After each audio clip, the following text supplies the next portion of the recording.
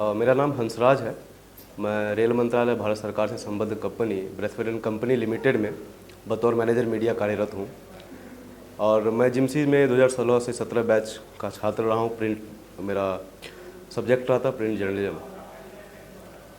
और हम अब जब 6 साल बाद पलटते हैं कि वो एक कैलकुलेशन होता है, क्या खोया क्या पाया वाला जोन होता है, वहाँ जिमसी की अहमियत समझ में आती है कि हमने वहाँ क्या पाया। फैकल्टीज़ जिनसे अभी तक एक पारिवारिक रिश्ता है, और क्लासरूम की बहुत छोटी छोटी चीज़ें जो शायद उस वक्त नहीं लगता था कि ये हमारे जीवन में ये इतना बड़ा इम्पैक्ट क्रिएट करेगी। चाहे वो लेआउट डिजाइनिंग हो, चाहे वो वीडियो एडिटिंग हो, चाहे वो नुक्कड़ का हिस्सा होना हो, चाहे वो पोएट्री रिसाइटेशन हो, या कल्चर कुछ इवेंट हो जो हम लोग लगभग 10-12 तो किया था हमने साल में। हम लोग कानपुर गए पूरी टीम लेकर। तो ये सारी जो चीज़ें थी वो तब शायद नहीं लग रहा था कि ये हमारे लाइफ में एक तरह से एक साइलेंट चेंजर वाला जो काम होता है, कोई कुछ बदलाव हो रहा है आपके जीवन में, आपको शायद उस प्रोसेस में पता नहीं चलता है।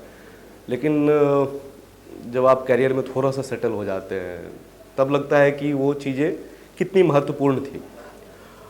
यहाँ हमने वही सीखा है। हमने सबसे पहली बात ये सीखी कि एक मनुष्य होना सीखा। सबसे पहली बात है कि एक ह्यूमन, आप जब आते हैं अलग अलग डिफरेंट स्टेट से, अलग अलग जगहों से, तो आपके पास्ट एक्सपीरियंसेस बहुत अलग होते हैं। लेकिन जब आप फिर 10 लोग का एक ग्रुप बनता है और उसमें कोई उत्तराखंड का है, कोई यूपी का है, कोई बिहार का है, कोई बंगाल का है, और वो जब कम्युनिकेशन की एक ही भाषा सीख रहे होते हैं, तो वो जो एक टीम बिल्डअप वाली बात है ना, वो सबसे पहला हम लोग के लिए एक्सपीरियंस था जब जिमसी में आया था।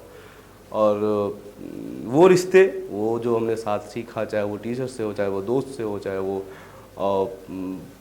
आउट स्टाफ जो है, मतलब आउटसाइड स्टाफ जो है ऑफिस के, उनसे हो, वो अभी भी है जीवन में। और जितना कुछ सीखा वो अब तक काम आ रहा है। और मुझे लग रहा है कि जीवन में हम जब नौकरी के आखिरी पड़ाव पे होंगे, शायद संभवतः जीवन के आखिरी पड़ाव पे होंगे, तब भी वो कहीं ना कहीं हमारे मार्फत कहीं और तक पहुंचेगा और वो उसके जीवन में कुछ न कुछ बदलाव लाने की कोशिश करेगा।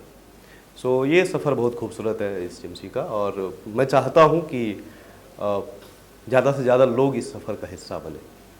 बहुत धन्यवाद।